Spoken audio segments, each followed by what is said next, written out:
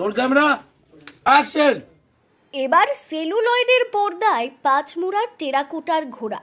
এখানকার প্রাচীন এই শিল্প ও শিল্পীকে নিয়ে বিশু কুমোরের ঘোড়া নামে আস্ত একখান পূর্ণ দৈর্ঘ্যের ছবি তৈরিতে হাত দিয়েছেন চিত্র পরিচালক কৃষ্ণেন্দু সন্নিগ্রাহী। স্বয়ং সত্যজিৎ রায় তার ফেলুদা সিরিজের শেষ কাহিনী রবার্টসনের রুবিতে এ রাজ্যের টেরাকোটা শিল্প সম্পর্কে ফেলুদার মুখ দিয়ে বলিয়েছিলেন, বাংলারই সম্পদ সম্পর্কে যে ওয়াকিবহাল নয় সে বাংলার কিছুই জানে না।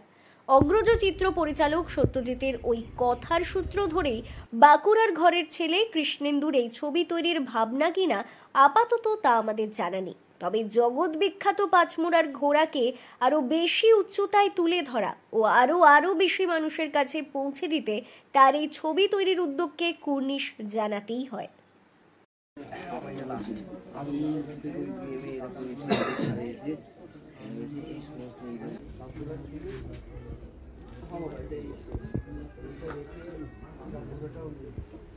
অতি সম্প্রতি তালডাংরার পাঁচমুড়া ও শিমলাপাল গোলাপবাগ, শিমলাপাল মুসলিম পাড়া প্রাথমিক বিদ্যালয়, বাগাখুলিয়া, দোলদেরিয়া, কৃষ্ণপুর, জরিশিয়া সহ একাধিক গ্রামে পাঁচমুড়ার টেরাকোটার ঘোড়া ও তার নির্মাতাদের জীবন নির্ভর ছবি বিশু কুমোরের ঘোড়ার আউটডোর শুটিং হয়ে গেল। বিশু কুমোরের চরিত্রে অভিনয় করছেন বিশিষ্ট চিত্রাভিনেতা সুপ্রভাত দাস, তার স্ত্রী মালতীর ভূমিকায় শ্বেতাক্ষী নন্দী। এছাড়াও একটি বিশেষ চরিত্রে রয়েছেন অভিনেতা বিশ্বনাথ বসু, সঙ্গে অভিনেত্রী দীপান্বিতা বসু, প্রদীপ ভট্টাচার্য, জনপ্রিয় ইউটিউবার, অভিনেতা স্থানীয় ছাগুলিয়ার তন্ময় ব্যানার্জিদের সঙ্গে বিশেষ কিছু দৃশ্যে অভিনয়ের সুযোগ পেয়েছেন শিমলাপালের বাসিন্দা শিশুশিল্পী রনক মণ্ডল, জরিশিয়া গ্রামের বিক্রম সিংহ মহাপাত্র, রণজিৎ সিংহ মহাপাত্র প্রমুখরা।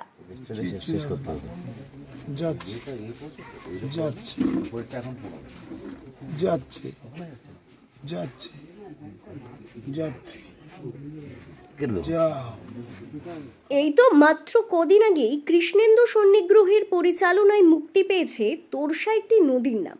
ওই ছবি 15তম দাদা সাহেব ফালকে চলচ্চিত্র উৎসব 2025, New York film and cinematography award 2025-এ পুরস্কৃত হওয়ার পাশাপাশি CKF ইন্টারন্যাশনাল ফিল্ম ফেস্টিভ্যালের মতো একাধিক আন্তর্জাতিক পুরস্কার লাভ ও কয়েকটি ক্ষেত্রে অফিসিয়াল সিলেকশনে রয়েছে তোরসা একটি নদীর নাম। এত সবের মধ্যে হাজারো কর্মব্যস্ততার মাঝে তার আসন্ন ছবি বিশু কুমোরের ঘোড়া প্রসঙ্গে বলতে গিয়ে এক দীর্ঘ ও একান্ত সাক্ষাৎকারে পরিচালক কৃষ্ণেন্দু সন্নিগ্রাহী বলেন, এই ছবির বিষয়বস্তুই বাঁকুড়া। পাঁচমুড়ার টেরাকোটা শিল্পী রাষ্ট্রপতি পুরস্কার প্রাপ্ত রাসবিহারী কুম্ভকারের জীবনী নির্ভর না হলেও তার জীবনী দ্বারা অনুপ্রাণিত হয়েই এই ছবি তৈরির ভাবনা। গল্পের বিষয়বস্তুই হচ্ছে বাঁকুড়া। আর আমাকে অনেকে বলেছিলেন যে এত গরমের মধ্যে বাঁকুড়ায় শুটিং কেন হচ্ছে, কারণ বাঁকুড়ায় শুটিংটা তো হওয়া উচিত বিশেষ করে ঠান্ডার সময়, যে সময় বাঁকুড়া মানে আমাদের 2, 4, 10, 12 এই তাপমাত্রার মধ্যে ঘোরাফেরা করে। সে সময় শুটিং করলে আমাদের ভারতীয় উপমহাদেশে খুব সুবিধে হয়। 50, 45, 48 এই তাপমাত্রার মধ্যে বাঁকুড়ায় শুট করছি কেন, কারণ আমার গল্পের বিষয়বস্তু এই রুক্ষতা রয়েছে। এই গল্পে আমার গরমটা লাগবে, এই রুক্ষতার মধ্য দিয়েই গল্প আবর্তিত হয়েছে বলেই আমি গরমে শুটিং করছি। গল্পের বিষয়বস্তু এক লাইনে বলতে গেলে ইলাবোরেট করব, নাম বললেই গল্পের বিষয়বস্তু চলে আসে। গল্পের নাম হচ্ছে বিশু কুম্ভকারের ঘোড়া বা বিশু কুমোরের ঘোড়া। এবার এই বিশু কুম্ভকার নামটা, বিশু কুম্ভকার কাল্পনিক চরিত্র, কিন্তু আদপে আমার কাছে একটা লাইন ছিল যে রাসবিহারী কুম্ভকার, যিনি 1968-69 সাল নাগাদ রাষ্ট্রপতি পুরস্কার পেয়েছিলেন, তো আমার কাছে একটাই লাইন ছিল যে রাসু কুম্ভকারের ঘোড়া, রাসবিহারী কুম্ভকারকে ছোট করে রাসু কুম্ভকার, রাসু কুম্ভকারের ঘোড়া এবার আকাশ ছিল।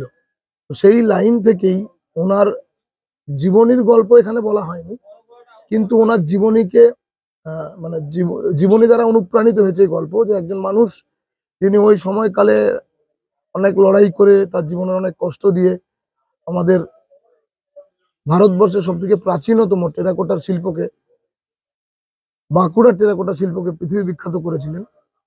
তো সেখানে আমি আমার কল্পনার মিশেল লাগিয়ে 1968 সালের গল্পকে 2020-22 সাল নাগাদ নিয়ে এসেছি আর কি। আমার গল্পের নাম বিশু কুম্ভকারের ঘোড়া। একজন কুম্ভকার, একজন কুমোর, একজন, তার জীবনী নয়, এটা একজন মৃৎশিল্পী যিনি ছোট থেকে স্বপ্ন দেখে এসেছেন যে তার ঘোড়া একদিন জ্যান্ত হয়ে যাবে, জীবন্ত হবে, তার ঘোড়ায় প্রাণ ফিরে আসবে। ছোটবেলায় যখন তার বাবা নিতাই চন্দ্র কুম্ভকার ঘোড়া বানাতেন, বিভিন্ন ধরনের মূর্তি বানাতেন, তখন বাবাকে এটা সেটা এগিয়ে দিতেন বিশু কুম্ভকার, যেটা আমি রাসবিহারী কুম্ভকারের চরিত্রে বিশু কুম্ভকারকে নিয়ে আসার চেষ্টা করেছি। এবং তখন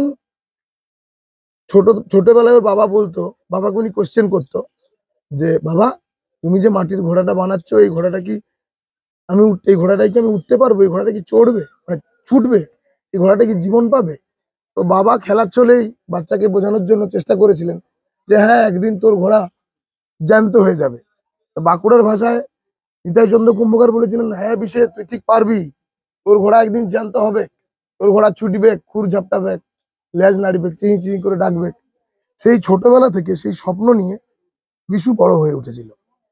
এবং আমরা তো আদপেই জানি যে মাটির ঘোড়ায় প্রাণ সায়েন্টিফিক্যালি আসে না, কিন্তু আদপেই বিশু একজন সায়েন্টিস্ট। কারণ তাহলে আমাদের ফিরে যেতে হয় এই হিস্ট্রিতে, কিভাবে টেরাকোটার এই ফাঁপা ঘোড়া বা হাতির শিল্পটা এলো, কিভাবে একতাল ঘোড়া থেকে বৃহৎ আকারের ঘোড়া তৈরি হলো, এই ফাঁপা নিরেট ঘোড়া। এটা বংশ পরম্পরায় পাঁচমুড়ার কুম্ভকার পরিবারেরা, এখন 80টা ফ্যামিলি রয়েছেন, তারা তাদের ওই পরম্পরাটাকে বহন করে নিয়ে যাচ্ছেন। বিশু তাদের মধ্যে একটা অন্যতম, মানে যেখানে রাসবিহারী কুম্ভকারকে আমি বোঝাতে চেয়েছি যে আরো কি করে ফাঁপা করা যায়, আরো কি করে নিরেট ঘোড়া বানানো যায়, আরো কি করে সূক্ষ্ম কাজ করা যায়, যেখানে সায়েন্টিফিক্যালি ওই বিশুর পাগলামির মধ্যেও বিশু স্বপ্ন দেখে, ইলিউশনে বাবাকে দেখে, ওর ঘোড়া জ্যান্ত হয়ে যায়, ও জয়পন্ডা নদীর চর ধরে ঘোড়া নিয়ে ছুটতে থাকে।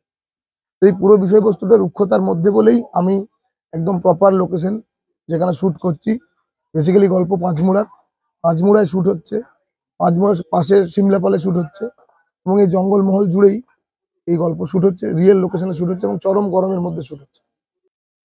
35-40 জন, কোনোরকম কোনো সমস্যা হয়নি। এখানে প্রশাসনিকভাবে ভীষণ হেল্প পেয়েছি। এগুলি আমি এখানকারই ছেলে, বন্ধু বান্ধব যারা রয়েছে তারা ভীষণভাবে আমাকে হেল্প করেছে, এবং এখানকার মানুষজন তো এরকমই, না হলে রাসবিহারী কুম্ভকারের জন্ম হতো না। প্রথম কথা, আমি এর আগেও একটি ছবি বানিয়েছি, এটা আমার দ্বিতীয় ছবি। আগের ছবির নাম তোরসা একটি নদীর নাম। গল্প যেভাবে গেছে, গল্প যেভাবে যেতে চেয়েছে, আমি সেভাবে গল্প বলার চেষ্টা করেছি।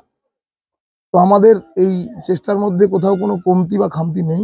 সেই জায়গা থেকে আমার মনে হয় যে গল্প মানুষের ভালো লাগবে এবং মানুষ গল্পটিকে পছন্দ করবেন, আশা রাখি। কারণ দর্শক যদি পছন্দ না করেন তাহলে তো তার কোনো সার্থকতা নেই। পুরস্কারের জন্য সিনেমা শুধুমাত্র হতে পারে না, আমার মনে হয়। আশা রাখি ভালো লাগবে। ব্যুরো রিপোর্ট, দক্ষিণ বাঁকুড়া দর্পণ, সিমলাপাল।